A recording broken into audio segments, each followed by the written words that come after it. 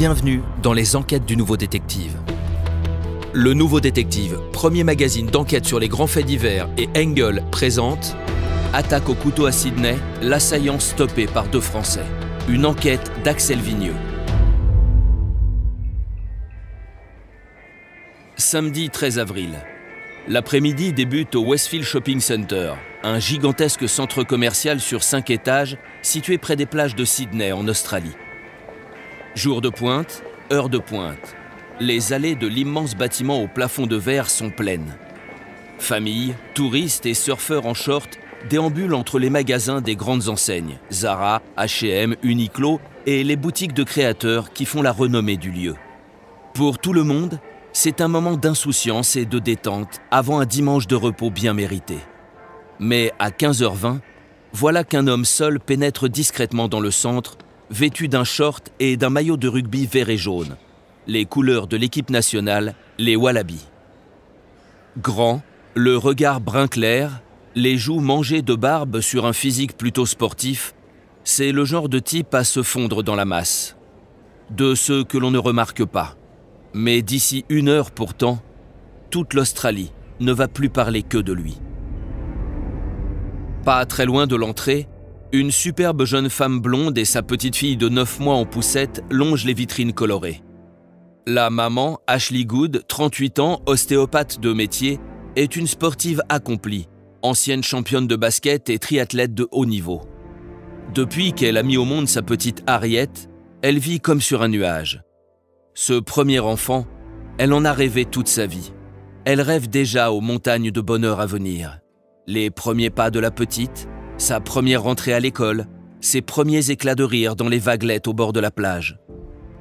Sauf qu'elle ne connaîtra rien de tout cela. À quelques mètres, le type en maillot de rugby la repère et arrête son choix. Pourquoi elle ? La réponse, aussi glaçante que ce qui va suivre, tient probablement du pourquoi pas. L'homme cherche une première cible et cette blonde fera l'affaire. Déterminé, il s'avance vers elle à grandes enjambées et fait jaillir l'énorme couteau de chasse d'une lame de 30 cm qu'il a spécialement apporté. Ashley n'a rien vu venir et n'a sans doute pas le temps de comprendre ce qui lui arrive quand la lame acérée se dresse soudain devant ses yeux. Puis s'abat d'un coup sec, lui transperçant la poitrine. La jeune femme se met à hurler, autant de douleur que d'effroi. Dans un réflexe maternel, elle tend instinctivement les bras pour protéger la poussette où babille sa fille. Mais le type frappe à nouveau, jusqu'à la mettre au sol.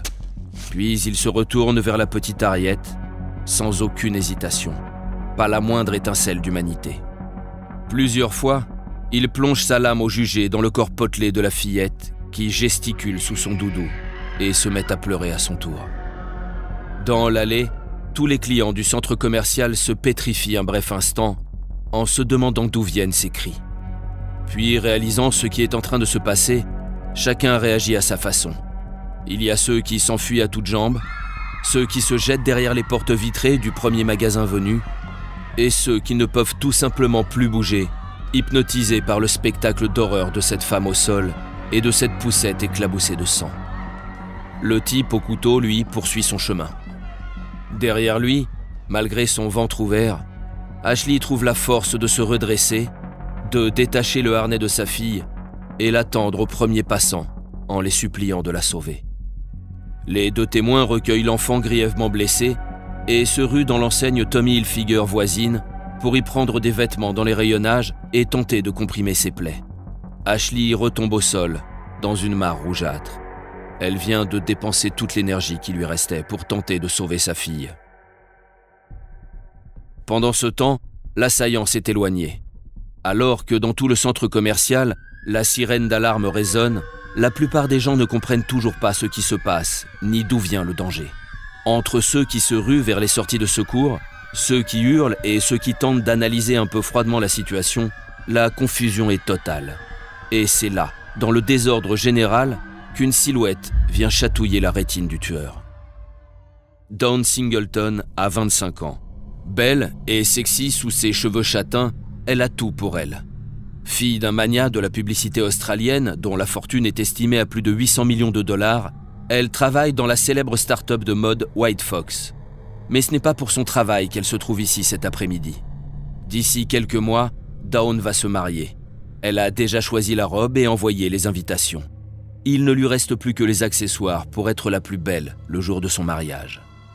Plantée devant une boutique de luxe française, où elle balançait il y a quelques secondes entre petite et grande folie, elle hésite encore sur la marche à suivre quand l'homme au maillot de rugby surgit d'un pas décidé derrière elle et la plante sans avertissement. Plusieurs fois, impitoyablement. Dawn s'effondre. Il n'y aura pas de robe blanche, juste un linceul. Au même moment, les premiers appels de détresse parviennent au centre de police du secteur. Tous les agents disponibles sont aussitôt mobilisés. Parmi eux, un certain Ashley Widley, le fiancé de Dawn. Comme tous ses collègues, le jeune policier se précipite vers les véhicules sur le départ. Mais déjà, un nom circule dans les radios embarquées. Au dernier moment, on le retient. On lui demande de renoncer à venir. Et comme il ne veut pas comprendre, on lui ordonne de rentrer chez lui. Dawn était son amoureuse depuis l'adolescence. Il ne se voyait pas vivre sans elle. Il va devoir malheureusement s'y résoudre. Au shopping center, il n'y a pas encore d'uniforme. C'est toujours la confusion totale et le carnage continue. Les coups de lame pleuvent dans tous les sens. Jed Young, 47 ans, une architecte spécialisée dans la conservation du patrimoine, tombe à son tour. Puis Faraz Tahir, un agent de sécurité de 30 ans, intérimaire, qui tentait de stopper le démon.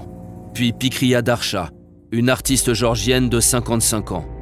Xiwan Cheng, une jeune et jolie chinoise de 27 ans, venue en Australie pour étudier l'économie. Le tueur ne semble pas complètement choisir ses proies au hasard. Ce sont clairement des femmes, surtout les plus jolies qui ont sa préférence. Et quand il en cible une, il ne lui laisse aucune chance et ne retient pas son poignet avant de lui avoir troué plusieurs fois la peau. Rassemblant toutes ses hardiesses, Andy Reid, un maître nageur sauveteur de Bondi Beach venu à Westfield s'acheter un lit, quitte le magasin où il s'était réfugié pour porter assistance à toutes ces malheureuses. Il y avait tellement de sang partout. Ça ressemblait à une zone de guerre. Vous regardiez le centre commercial, vous pouviez voir des victimes réparties tous les 50 mètres. Et du sang partout. Il fallait que je fasse quelque chose. Alors je suis entré dans le magasin Cotton On, j'ai pris quelques vêtements au hasard et je les ai déchirés pour en faire des garrots de fortune. J'ai vu cette femme qui était étendue à côté de sa poussette vide. J'ai essayé de lui porter secours, mais c'était trop tard. Et quand j'ai regardé son visage, je l'ai reconnue. C'était Ashley Good, une de mes meilleures amies. Le tueur, dans l'intervalle, a gagné le hall central du centre commercial.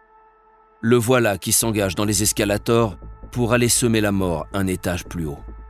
Mais c'est là qu'il tombe sur un os, ou plutôt deux jeunes ouvriers du bâtiment français, Damien Guéraud et Silla Despro, temporairement embauchés par une entreprise locale. Avec Silla, on allait au sport quand on a entendu des cris. On est arrivé sur le balcon du premier et là, on a vu de loin le tueur en train de s'attaquer à des gens.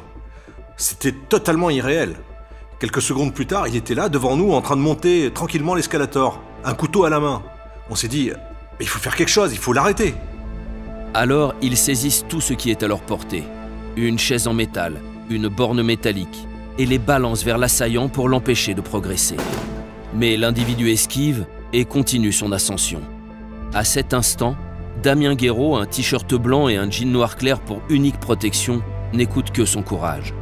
À un moment, on ne savait plus quoi lui balancer. J'ai vu qu'il y avait un poteau métallique de file d'attente à portée de ma main. Je l'ai saisi et je me suis positionné en haut de l'escalator. J'étais déterminé à l'arrêter. Mais le type se rapprochait, j'ai pu voir son regard. Il était vide, comme s'il n'était pas là.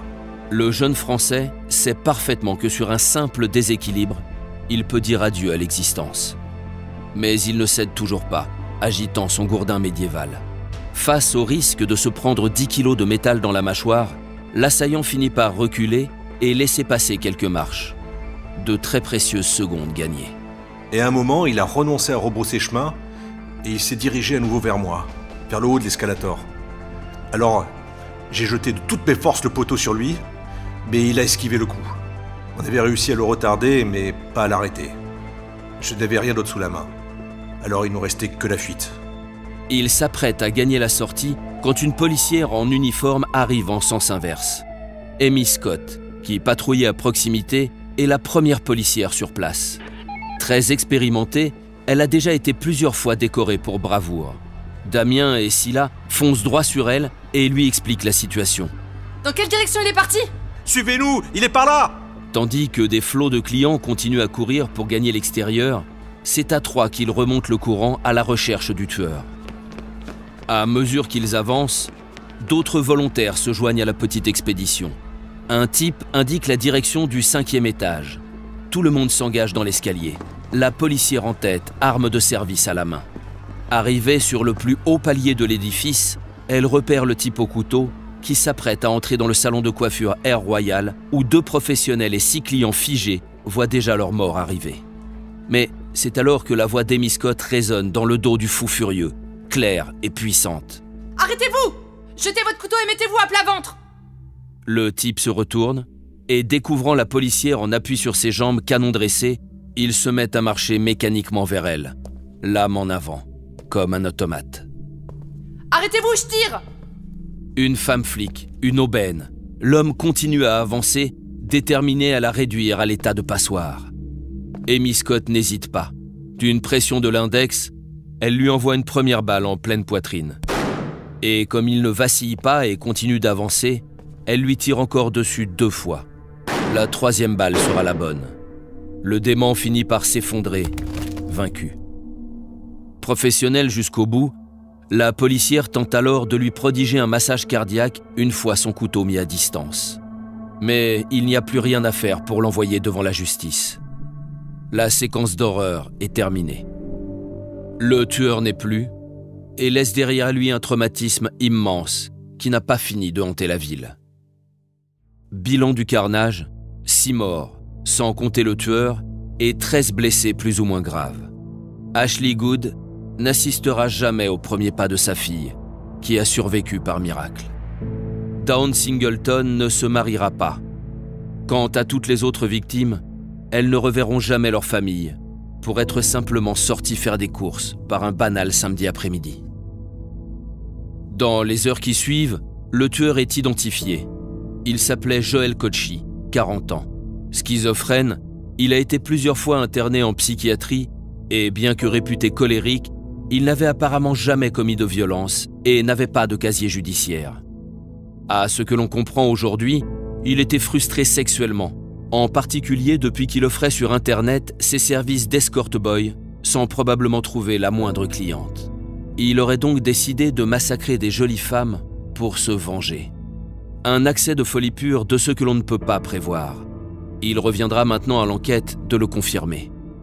En attendant, l'Australie pleure ses morts et célèbre des héros. En tête des noms qui reviennent le plus, il y a bien sûr celui d'Amy Scott, la policière qui a abattu le tueur, mais aussi celui de Damien Guéraud, qui, en le retardant au maximum en haut de l'escalator, a sans doute sauvé bien des vies. À son grand regret, le jeune Français de 31 ans n'avait plus qu'1 mois à passer en Australie, son visa de travail arrivant à expiration. Le Premier ministre australien en personne a salué son immense bravoure et lui a proposé la nationalité australienne afin qu'il puisse rester dans le pays autant de temps qu'il le souhaite. Pour ne rater aucun épisode, abonnez-vous à notre podcast sur votre plateforme d'écoute et retrouvez tous les mercredis nos enquêtes dans le magazine Le Nouveau Détective. Nos podcasts et nos enquêtes sont également disponibles sur lenouveaudétective.com. Si l'affaire n'a pas encore été jugée ou venait à passer en appel, nous rappelons que les protagonistes bénéficient toujours de la présomption d'innocence. Les noms et prénoms de certains personnages sont susceptibles d'avoir été modifiés.